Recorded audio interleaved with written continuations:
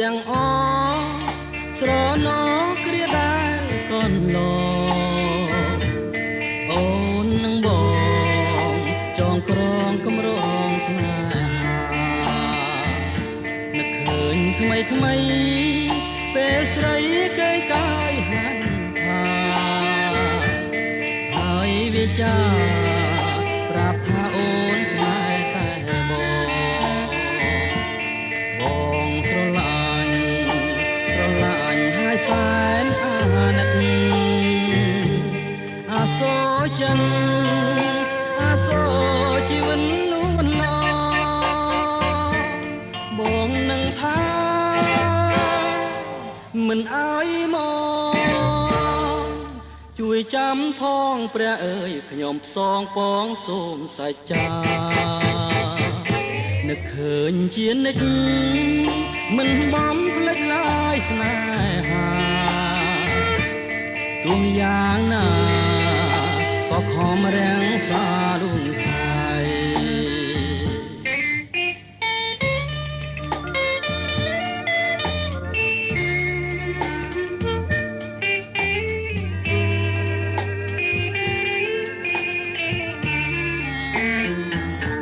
នឹកឃើញទាំងអ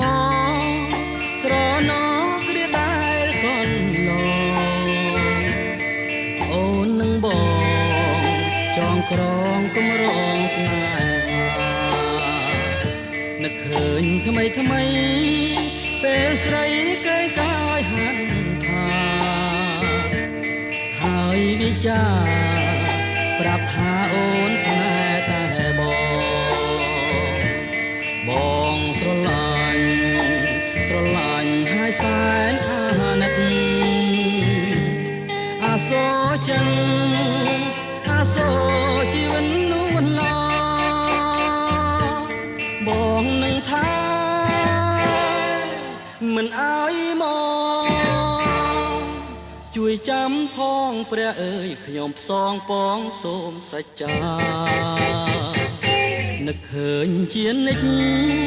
មិនបំភ្លេចឡើយស្នេហាទោះយ៉ាងណាក៏ខំរាំងសា